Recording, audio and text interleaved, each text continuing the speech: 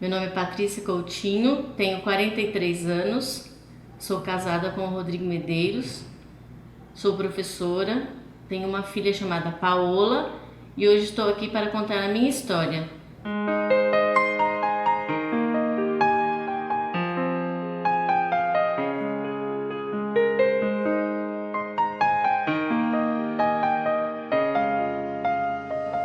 Nós morávamos em São Paulo e um belo dia o Juan começou a ter dores abdominais.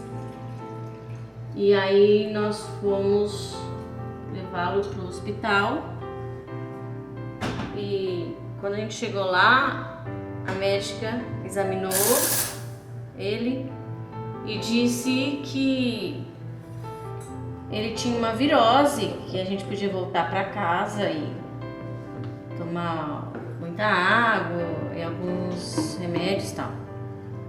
E aí, passada uma semana, ele começou a ter dores novamente e ele foi para a escola e a escola ligou para nós para dizer que ele estava com febre. Nós fomos buscá-lo, era uma quinta-feira. Nós fomos buscá-lo e realmente ele estava com febre, não tão alta, mas ele estava com febre. Aí na sexta ele continuou com febre, no sábado ele continuou com febre. Aí no domingo à tarde ele já não levantava mais da cama e disse que ele tinha muita dor e aí ele teve uma febre muito alta. Aí eu disse pro meu marido que a gente precisava levá-lo pro pronto-socorro, né? E quando a gente levou ele pro pronto-socorro, era muito tarde já era umas 7, 8 horas da noite. Chegamos lá, a médica examinou ele e disse que ia internar. Ele fez exames de sangue e precisava interná-lo para deixar em observação de um dia para o outro. Aí nós ficamos lá no hospital, ele ficou internado, foi assim bem, né, tipo, o Juan nunca teve nada, nunca ficou doente. E aí nós ficamos no hospital. Ela disse que ele ia fazer um ultrassom. Aí ele fez ultrassom e ela disse para nós que poderia ser uma apêndice ou um tumor. E aí, só que ela precisava de um ultrassom mais específico, né, para saber o que realmente ele tinha. E aí ele, no outro dia, de manhãzinha, veio um médico especialista e fez o ultrassom, né? E foi muito difícil, assim, a gente ficar no hospital, assim, de uma noite do nada, assim, e a gente estava no hospital, internado. E aí a gente começou a meio que, por ironia, né, a acabar querendo que fosse uma apêndice. E aí no outro dia ele fez o ultrassom e a gente ficou esperando o resultado. Aí a médica veio e falou que se fosse um tumor, ele iria para a tomografia. E se fosse uma apêndice, ele ia para o centro cirúrgico. E aí eu estava no hospital, meu marido tinha ido trabalhar. E aí a médica foi buscá-lo no quarto e disse que ele ia para a tomografia. E aí eu já entrei em desespero. Eu comecei a chorar e abri um buraco assim na nossa vida.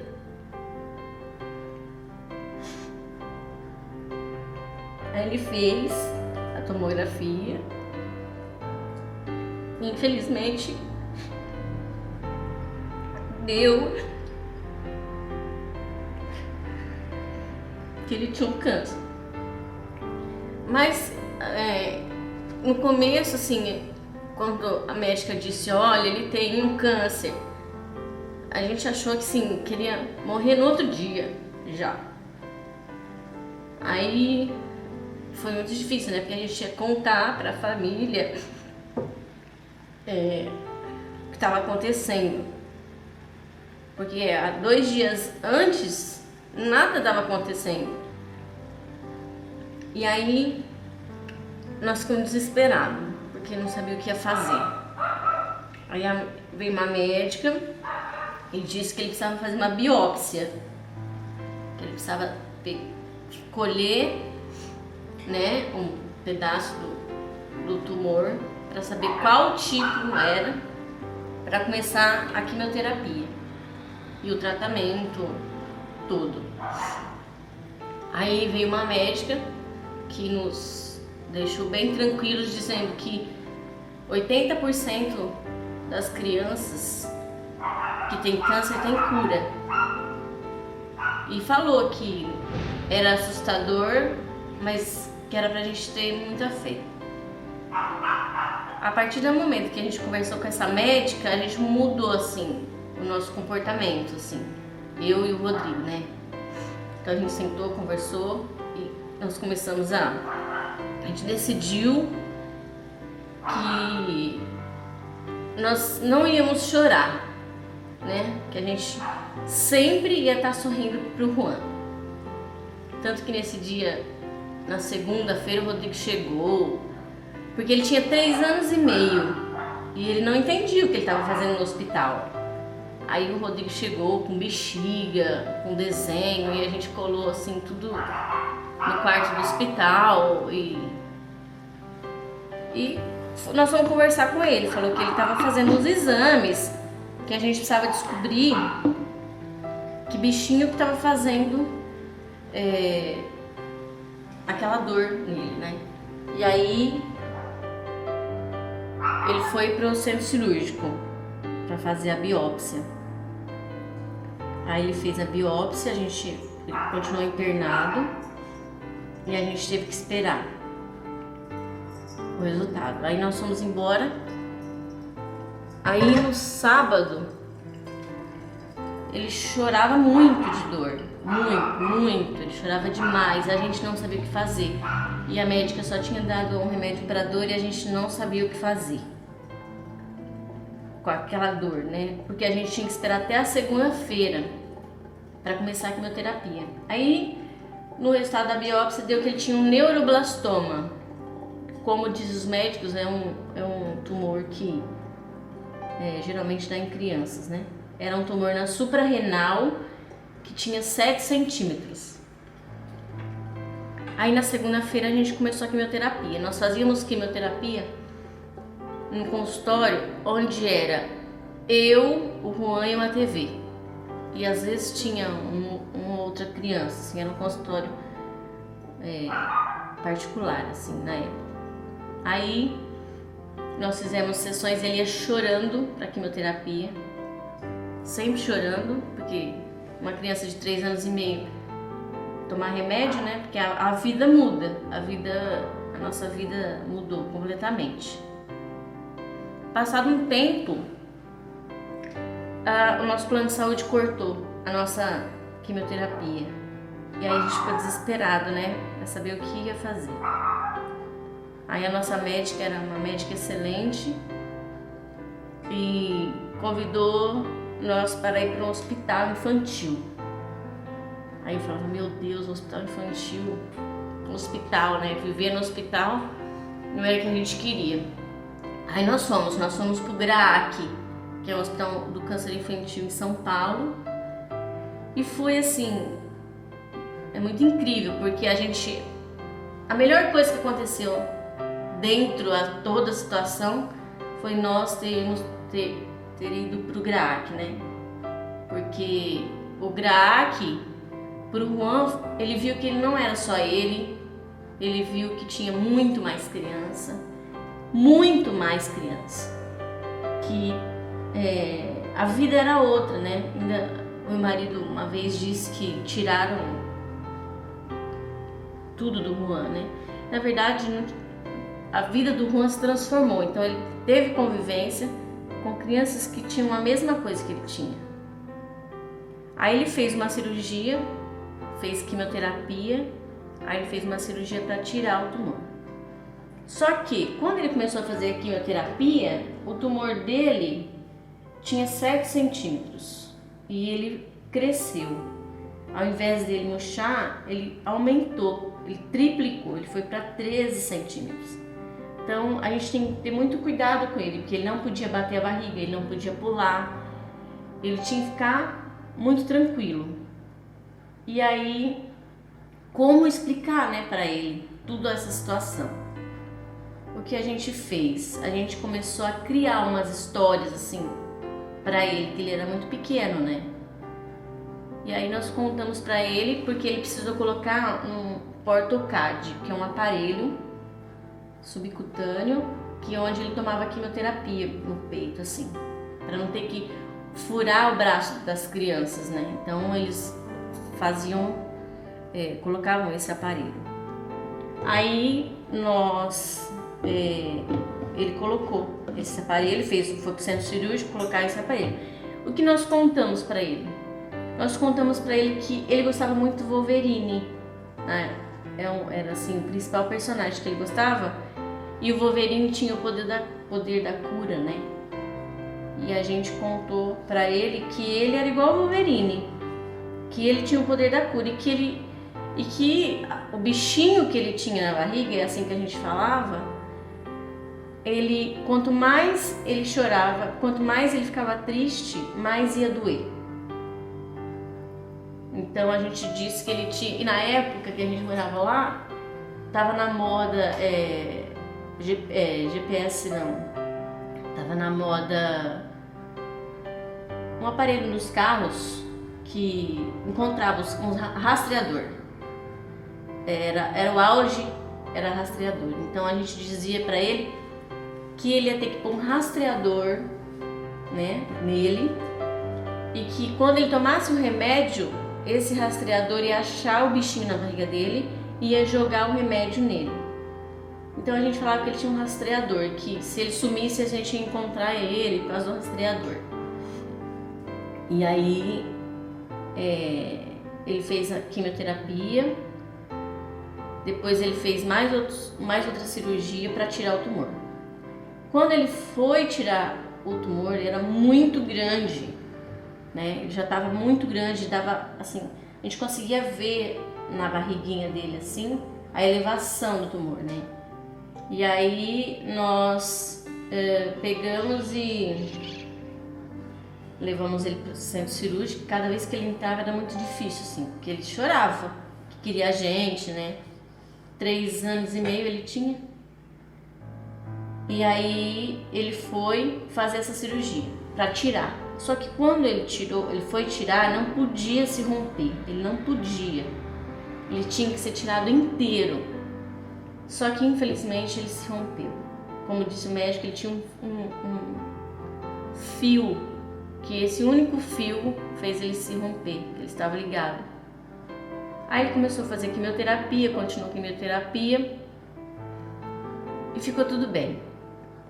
Aí nós tivemos que fazer alguns exames e deu que ele tinha alguns tumores no fígado. Aí nós fizemos mais uma cirurgia. Nós tiramos um pedacinho do fígado dele. Mas isso, dentro disso, muitas coisas aconteceram, né? Muitos amigos em volta da gente, família com a gente. Então, todo mundo dando muito suporte, assim, pra nós. Mesmo longe, né? Porque a maioria da nossa família morava no interior, que é aqui em Severina, né? Onde a gente mora hoje. E aí, continuou a quimioterapia. Aí, passado uns 8 meses, porque a médica disse pra gente que era até 1 ano, mais ou menos, que era o tratamento, um protocolo, né? De neuroblastoma. E aí, ela deu alta pra nós. Aí a gente ficou super feliz, né? Deu uma alta pra gente que nós íamos embora. Aí passou um tempo, nós íamos passar férias aqui em Severina. Aí nós ele começou a ter dores e nós voltamos para São Paulo. Quando nós chegamos lá, a médica pediu vários exames e deu de novo que tinha voltado o tumor do Juan. E aí é muito difícil, porque quando você descobre que seu filho está doente, você não sabe o que vai acontecer, né? Então cada dia é uma surpresa. Agora, quando você descobre que voltou, você sabe que você vai passar tudo de novo. Tudo de novo. Que você vai ficar 7, 8 horas no hospital, que você vai ficar dias no hospital, que você vai ficar a semana inteira no hospital. É muito mais difícil. E aí começou tudo de novo. Aí ele fez outro exame, ele tinha nódulos no pulmão, ele tinha nódulos no fígado, ele tinha nódulos no abdômen. E aí fez quimioterapia, fez radioterapia, várias coisas assim, vários exames e químio. Mas a químio que o Juan fazia era uma químio diferente, porque a químio para o neuroblastoma, a gente não tinha muito resultado assim. Fomos para mais uma cirurgia. Nós íamos fazer a cirurgia do abdômen e do pulmão. Só que quando ele foi fazer a cirurgia do abdômen e do pulmão, quando eles abriram ele, foi a cirurgia mais difícil. Eles descobriram que tinha tumores no fígado. Então, ao invés de eles mexerem no pulmão, eles fizeram no abdômen, né? Tiraram do abdômen e do fígado. Nessa cirurgia foram 28 dias no hospital. O Juan ficou em coma induzido. A gente revezava com familiares. A minha cunhada foi para lá e ficou com a gente. O meu pai foi para lá e ficou com a gente. Então, assim, amigos às vezes ficavam pra gente pelo menos ir um pouco para casa e ficavam com ele lá. Ele ficou 23 dias. Ele tirou 6 microtumores, né? Pequenos tumores do abdômen, e tirou um pedaço do fígado. Mas ele precisava ainda tirar tumores do pulmão. Mas eles não fizeram a cirurgia do pulmão, porque ia ser muito perigoso, assim. Ele era muito pequeno, né? E aí fizeram uma laparotomia exploradora, que eles diziam, que eles fizeram. E aí voltando, ele saiu da UTI. Foi muito triste, assim, essa parte, que a gente chegava lá, depois que ele começou a sair dos remédios, ele foi ficar muito nervoso, né? Reação dos remédios. Aí nós ficamos mais um tempo no hospital e aí voltamos para quimioterapia. E mais tempo de quimioterapia. Chegou um tempo que precisava fazer a cirurgia do pulmão. Aí era para tirar 8 tumores do pulmão. Aí uma cirurgia muito longa também. Nós tiramos 23 tumores do pulmão dele. Tinha uns 6 anos já. Nós tiramos 23 tumores e quimioterapia. E voltamos para quimioterapia.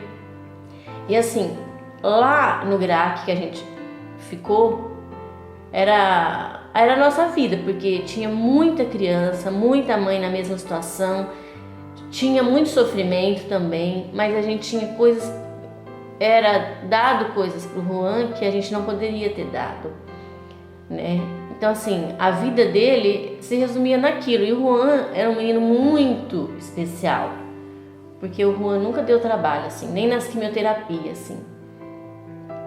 Às vezes, muitas vezes ele ficava internado porque tinha febre e tinha que internar ele para tomar antibiótico, né?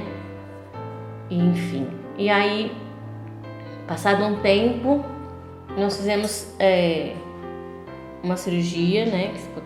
Ele ficou 28 dias no hospital, que foi uma laparotomia exploradora, onde ele tirou vários tumores do abdômen e do fígado. E aí ele precisava fazer do pulmão também, só que nós tivemos que esperar. Aí nós fizemos, passou um tempo, nós fizemos mais quimioterapia, ele fez a outra cirurgia do pulmão, tirou 28 tumores do pulmão, era para tirar 8. Ele tirou 28 não, era para tirar 8, ele tirou 23 micro tumores assim do pulmão. Fizemos mais quimioterapia. Só que a quimioterapia não estava funcionando mais, não estava mais funcionando no Juan. Aí a médica nos deu uma outra chance, que era de fazer o transplante de medula. Aí ela veio conversar com nós, que a única chance que teria do Juan era fazermos o transplante, mas nós tínhamos que decidir. Eu lembro que nesse dia nós fomos lá, ela deu um monte de papel assim para nós assinar, e a gente estava no carro, eu e o Rodrigo, e eu comecei a ler. Aí a hora que eu li, em caso de óbito, eu disse pro Rodrigo, eu não vou ler mais. Ele falou, não lê. Falei, e aí, a gente vai assinar, não vai assinar? Falei, a gente tem que tentar, porque ou a gente tenta, ou ele morre. Pelo menos a gente, se acontecer alguma coisa, a gente tentou, né? Aí nós fizemos o transplante. Aí o transplante era autólogo. Era um transplante que ele fazia os exames, colhia a medula para ver se não tinha nada, fazia quimioterapia e a medula era dele e voltava nele. Nisso nós internamos e eu brincava com ele que nós íamos pro Big Brother, né? Porque o quarto que a gente ficou não tinha janela, assim, ninguém podia entrar, era só eu e ele. E ele tinha que usar máscara, eu tinha que usar máscara, é muito delicado, assim. Aí ele fez o transplante dele. O transplante a gente chamava de pega, era de 13 dias, né? Em 10 dias ele teve a pega do transplante. Aí foi uma quimioterapia muito forte, assim, muito forte, que doía. Ele precisava tomar banho de água morna e mineral. Então, assim, quando eu jogava água nele, ele chorava porque não tinha mais sensibilidade. Ele tinha que escovar o dente com uma esponjinha, não podia se machucar. E, assim, foi muito tenso, assim, o transplante. A gente ficou 13 dias num quarto onde não podia sair para nada. E o Juan dormia, porque a imunidade dele acabou, né? Então, a gente precisou esperar a pega da medula para começar tudo de novo, era uma vida nova. E foi. Ele ficou bem, nós ficamos 13 dias nessa sala. Aí depois nós fomos para uma casa de apoio sensacional, que ficam pessoas que moram em outra cidade. Mas por que nós fomos para essa casa? Porque nessa casa de apoio tinha o quarto de transplantado. Então, assim, a gente tinha que comer a primeira comida, a gente não podia comer nada do outro, tinha que ter horário, muito remédio. Nisso, foi em janeiro, o Juan ficou super bem, ficou ótimo. Só que o transplante, para ele começar um novo tratamento, ele precisa de 6 meses, o autólogo, né? Precisava de 6 meses. E aí, quando foi em julho, a médica deu alta para ele e deixou a gente viajar. Foi quando nós viemos passar as férias em Severinha. E quando a gente vem passar as férias aqui, né? Quem mora na cidade grande é a liberdade, né? As crianças brincam na rua. E nisso, o Juan só ficava deitado, ele não queria mais brincar na rua.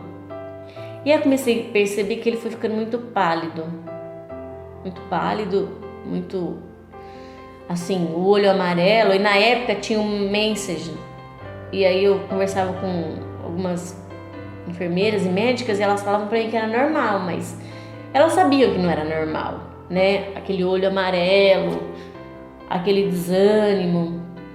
E aí eu falei para ele que a gente ia embora. Falei, nós vamos embora então, já que você não quer brincar, a gente vai embora. E ele disse que ele não queria ir embora, porque ele ia passar as últimas férias dele aqui. Aí nós ficamos aqui, foi muito tenso, porque ele tinha dor e eu não tinha o que fazer. E eu queria ir embora, mas ao mesmo tempo eu não queria ir embora, porque eu tinha que fazer o que ele queria. E aí eu fui embora, nós fomos embora, fomos direto para o hospital, chegamos lá, a médica fez todos os exames e ela falou para mim voltar para casa. E aí eu fui para casa e eu não entendia por que ela falou para mim que eu tinha que voltar para casa. Aí o meu marido me ligou perguntando que tinha dado os exames. Aí eu disse, olha, ela disse pra gente voltar para casa, né, que a gente tinha que ficar em casa, que não tinha o que fazer. Só que era tanta informação que a minha ficha não caiu na hora que eu tinha que esperar o Juan falecer, que eu tinha que ir para casa esperar o Juan morrer, na minha casa. E aí eu fui para casa e ele tinha muita dor. E assim, engraçado que nesse dia muita gente começou a me ligar, que estava rezando por ele. Muitas pessoas de várias religiões estavam rezando por ele. E a gente sempre aceitou muito, porque o que valia era a fé de cada um. E nós ficamos em casa. E aí todo mundo começou a ir lá e visitar enfim. O câncer tinha tomado todo o fígado dele e não tinha mais o que fazer. Não tinha mais quimioterapia, não tinha mais nada. E ficamos em casa. Passou 1 mês e meio, aí começou a não andar mais. E meu marido chegava do trabalho todo dia e fazia ele andar um pouco. E a gente todo dia fazia ele andar para ele não ficar na cama, né? E ele não dormia. Eu deitava com ele e ele não dormia. E aí eu cochilava e ele falava, acorda, mamãe, acorda. Aí um dia o Rodrigo foi levar ele para tomar banho e ele disse pro Rodrigo que era pro Rodrigo deixar ele, que ele precisava descansar e precisava para ele deixar ele. E aquilo foi uma angústia, porque os dias não passavam. E era um dia mais sofrido que o outro. Isso acabou em uma semana, assim. Tudo acabou em uma semana. Aí teve na quinta-feira, foi numa quinta-feira, ele começou a vomitar sangue assim, e a gente achava que ele estava tendo uma cura assim, e realmente estava. Aí nós levamos, na sexta-feira, nós levamos ele para o hospital. Foi eu, minha cunhada, meu sobrinho e o Rodrigo deixou a gente no hospital. Lembro que nesse dia foi muito... Nós chegamos lá, colocamos eles numa maca e ninguém atendia ele. E olha que a gente estava lá, já fazia 3 anos no hospital, né? E a gente chegou lá e a gente só queria a bolsa de sangue. Só a bolsa de sangue. E meu marido ficou tão bravo porque ninguém atendia a gente. E eu sabia o quanto era difícil as outras mães que estavam ali ouvir um pai bravo, revoltado, vendo que o filho estava naquela condição, porque eu já vivi aquilo. E eu dizia para ele ficar quieto, porque as crianças e as mães não precisavam ouvir o nosso desespero, né? Porque todo mundo estava passando pela mesma situação. E aí chegou a bolsa de sangue e meu marido foi pro trabalho e depois a ideia era: eu vou deixar vocês vão receber o tratamento e eu volto para pegar vocês e a gente ir embora. Aí tava eu, a minha cunhada e o meu sobrinho. E a gente tava ali e o Juan recebendo, não acordava. e ele recebendo a bolsa de sangue. E aí eu falei pra minha cunhada assim, aí de repente eu olhei pra ele, não respirava mais. Ele não tinha movimento de... Ele deu um suspiro e parou. E ele não tinha movimento mais, assim, no peito. Aí eu falei pra minha cunhada, falei assim, tá estranho, né? O Juan não tem mais movimento de respiração. Nisso a minha cunhada já levantou e já chamou a enfermeira me tirou. E aí eu vi que colocaram um biombo assim, em máquina, e aí eu saí. Aí eu saí no corredor assim. Foi muito engraçado, que eu digo até hoje que eu fui no céu e voltei, porque a hora que eu saí eu não enxergava nada, eu não enxergava ninguém, então eu via assim tudo muito azul. Aí a médica me chamou no quarto, numa sala assim, me chamou lá e eu sempre tive muito medo de entubar, porque ia alguém chegar em mim e falar assim, você tem que desligar, e eu sabia que não ia ter coragem. Eu tinha muito medo de alguém falar assim, ó, precisa entubar o Juan e chegar uma hora eu ter que desligar, eu ter que falar, desliga. Eu tinha muito medo. Aí a médica me chamou numa sala e veio me contar que o Juan tinha falecido. Na hora eu catei no braço dela e falei, entuba ele.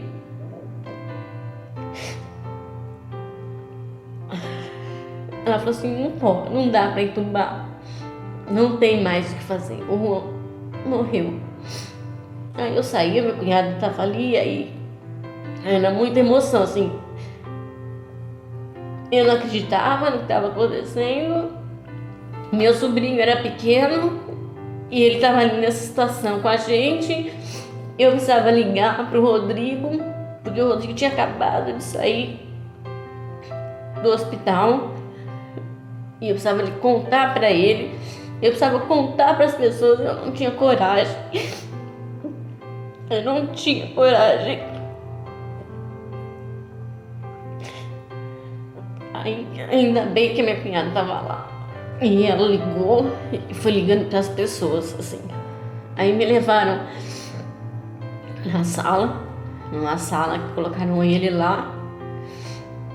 E essa hora foi muito minha, assim, minha e dele, porque foi a hora que eu falei pra ele que eu sempre ia ser forte, como ele me ensinou a ser forte. E as enfermeiras estavam assim, tinha 2 enfermeiras que choravam muito, e eu dizia pra ele, elas chorando, né, como se ele estivesse me ouvindo, eu acredito que estava assim. Aí meu marido chegou, foi aquela confusão, e muito abalado também, e eu não tinha coragem de contar pra ninguém, assim, eu não tinha coragem de atender o celular, porque todo mundo já tava sabendo e eu não tinha coragem. Aí meu marido ficou lá no hospital, atrás de tudo, das coisas pra fazer, do velório e tudo, e a gente queria até fazer doação de órgãos, mas quem tem câncer não pode, pelo menos foi o que disseram para nós. E aí nós fomos para a parte do velório, e aí o pessoal de Severínia começou a ir para lá, né? Família, foi muita gente. A gente viu que a gente era muito querido, porque foi muita gente daqui. E eu fui para casa de uma outra amiga, que fui para casa dela e eu não conseguia descansar. E aí o meu telefone tocou dizendo que todo mundo já tinha chegado. E eu tinha medo de encontrar a minha mãe, de encontrar o meu irmão, o meu pai, e falar que tinha acabado. E a gente não tinha mais Juan. Medo, sabe? Tinha muito medo. Que meu marido estava atrás das coisas e os nossos amigos muito queridos nos acolheram sempre, né? Os que ficaram com a gente desde o começo. E aí nós fomos pro velório E foi muito difícil chegar lá e ver que o Juan tava lá e não tava lá.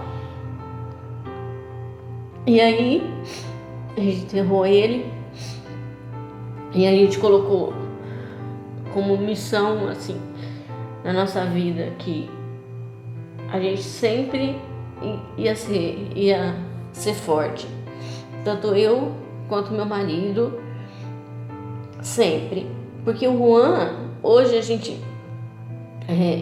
ele veio para nos ensinar, porque ele nunca ficou doente e a gente falava assim no começo, por que com ele? Por que com nós?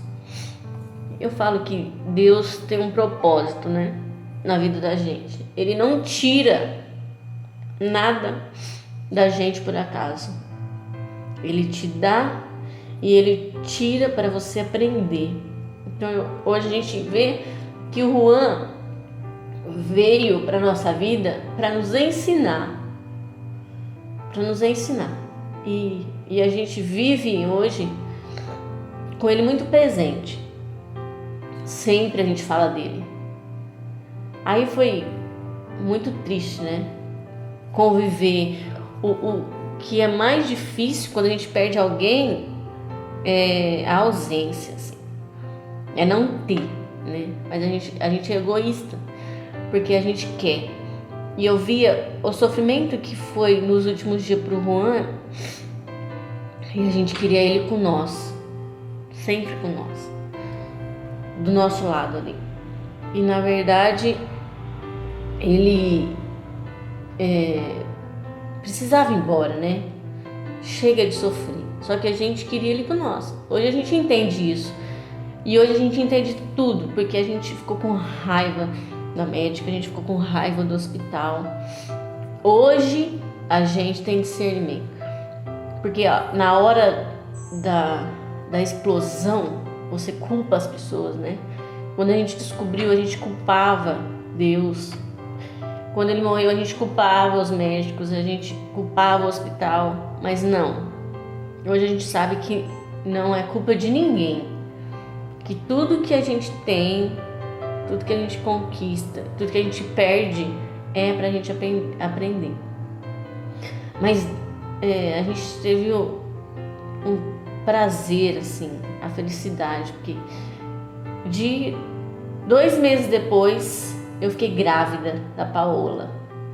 Uma bênção, né?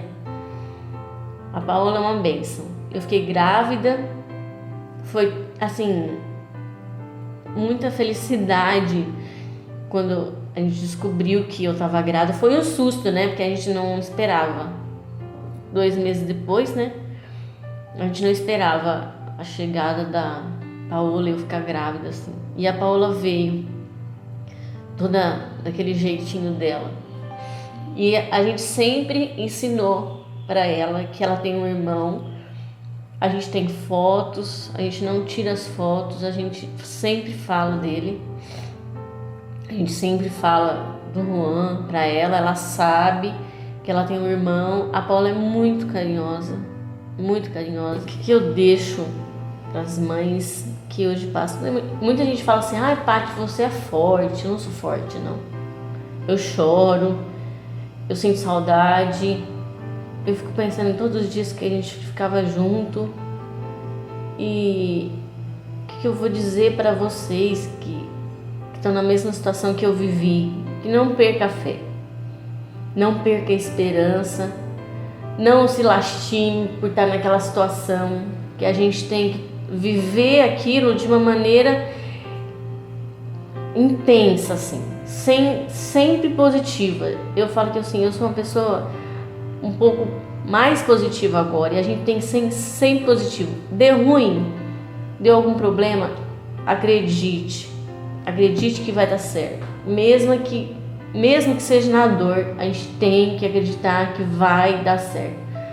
Seja para nós, seja para a pessoa que está doente, a gente tem que sempre ter fé, muita fé e acreditar, e sempre ser positivo. A gente ensina para Paola que ela tem que ser sempre positiva. Porque quando você tá numa situação dessa e você começa, ai, só comigo, ai, porque comigo? Não, a gente tem que ser positivo. É comigo, eu vou aguentar, eu vou superar, eu vou ser forte, eu vou conseguir. De alguma maneira ou outra, eu vou conseguir, seja ela com ou sem. Mas e outra coisa, nós mães, a gente sempre faz o melhor. A gente sempre faz o melhor e a gente tenta fazer tudo para os filhos. E é isso que a gente tem que fazer. Sempre positivo e sempre dar o melhor que a gente tem para os filhos. Lembro de nós dois sorrindo na escada que está